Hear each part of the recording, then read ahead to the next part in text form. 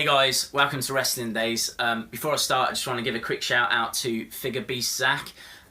He's got a really smart channel, which I'm a fan of, and he was kind enough to give this channel a shout out, so more than happy to repay that. So thanks a lot, dude, really do appreciate it. NXT this week anyway, guys, really strong show. Really impressed with their storytelling. You know, they continue to set up matches for like future episodes. We found out Nakamura, Finn Balor's 3 weeks away. Also there was a little backstage segment that had Alexa Bliss and Carmella. That match has been made for next week. It's a cool little moment actually where like they were having a chat and Alexa kind of interrupted and went, "Rude." It's just little touches like that that make the backstage segments interesting and entertaining. It's not just they're going to say something and they're going to say something. There feels like there's actual interaction, and they just continue to hit it out the park. And talking about hitting it out of the park, how about the first match? Ty Dillinger, the perfect 10, going up against a guy I've never heard before, Oney Lorcan. I think that's his name. This was a great match. Like, it was very short, but there was a lot of reversals and whatnot, and it was quite competitive. Obviously thought Ty was going to pick up the victory.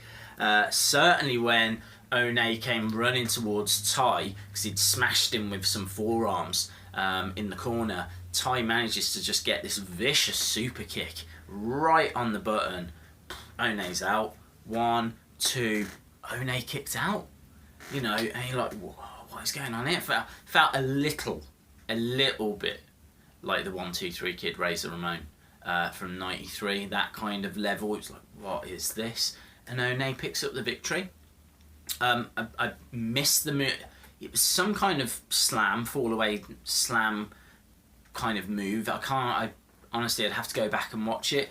It was a nice little finishing move, and it was, yeah, shot victory for Oney. I don't know where we go from here. Ty looked obviously, just, you know, couldn't believe it. Ty really needs to be picking up victories, moving up the card. He is over. He is absolutely over. So to see Ty be the one to take this is a real shame.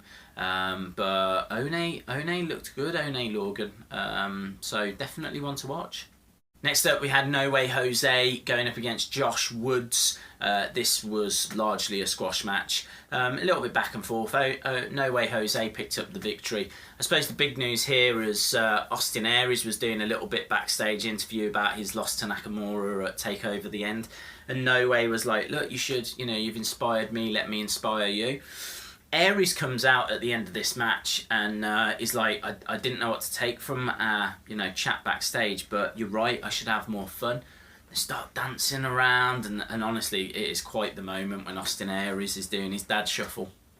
And they go over to the announce table, dancing on the announce table, and Austin Aries turns on No Way Jose, starts beating him up. This will be a great feud. I kind of, to tell the truth, wanted Aries to hang around with No Way Jose for a couple of weeks. Just thought it would be good for Aries because it would make him, help him connect with the audience. You know, you've got, you know, No Way Jose who's really got over, really connected. And I thought it would help No Way Jose because he's a little limited in the ring, and to have someone around like Austin Aries, I just thought that would work. I just wanted to see where that would go. So I was a bit disappointed that they threw it away like after 5 minutes. But this will be a real interesting feud. Aries has to pick up the win in this feud, and that's going to be a real shame because I don't want to see No Way Jose just job. He's still undefeated, so he's not jobbing at the moment, but this is a character that needs wins, really. There's only so long you can come out dancing around and having little fun moments in the ring before you turn into a social outcast.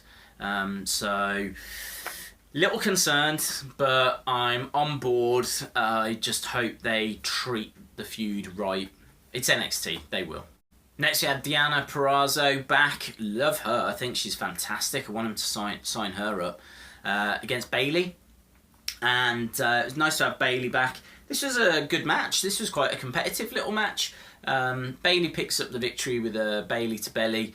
Don't know where she goes from here. Kind of feels like she needs her Nakamura match kind of feels like she needs to have a match where she puts someone over before she goes to the main roster. You'd have to think that Balor, maybe even Nakamura, Bayley are on their way to the main roster. So they need to give Bayley something. She can't just keep bobbing around until the draft. Who knows? Maybe she doesn't get called up in the draft. Perhaps they, make her wait a little longer. She's already waited 4 years, so a little longer isn't going to kill her. But I'd just like to see her enter into a feud with someone. Maybe Liv Morgan. Which brings me to the next match, which was Nia Jax against Liv Morgan. Nia Jax is really growing on me. I think Nia's fantastic now. She seems a lot more confident, comfortable in the ring. She's taking her time. She's smiling. She's, really methodical. But she's still big and she's still vicious. Her music's growing on me as well. I really hated it at first. I wanted her to have some music more along the lines of Brock Lesnar, but I really wasn't into that. I'm not like most girls. But for whatever reason, it's starting to grow on me. She's starting to grow on me, and it can't be long until they put the belt on her. It really can't. Liv Morgan, I really like. I like Liv Morgan's music, and I like her little character that she's got going. She's quite bubbly, quite bouncy. She's quite, she's young. She is full of enthusiasm. She's a little bit hip hop, a little bit R&B, a little bit street.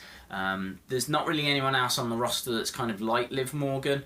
I would like to see Bayley put Morgan over. I think Morgan could achieve some stuff if she just got that break. And that brought us to the final match. Final match was Shinsuke Nakamura against Murphy from Blake and Murphy, and it was okay. Maybe my least favourite Nakamura match. Murphy's just not a credible opponent. Murphy is not going to cut it as a single star. He needs to be in a tag team because he's just not charismatic enough. He's just not got a wide enough move set. And I wasn't really into this as a main event. It was a bit of a letdown. Obviously, everything's building towards Nakamura Finn Balor in 3 weeks. That is going to be huge. But as I said, overall, this was a great show. It's worth mentioning as well just how great Tom Phillips and Corey Graves are. I would love for them to get drafted. Could you imagine Tom Phillips, Muro Ranallo and Corey Graves as the announce team for one of the shows? You can keep Saxton, JBL and Cole on one show and just have this absolutely amazing announce team on the other. I'd love that. I really would. I think they work so well together. I think they're funny. They call out the moves. They really add to the matches. Yeah, I really hope they get drafted. Cool. Thanks a lot for watching, guys. Hope you enjoyed this week's NXT. Don't forget you can follow me on Twitter at Wrestling Days UK, and if you haven't subscribed, it would be crazy good if you did. I would really appreciate it. And hopefully see you again next time.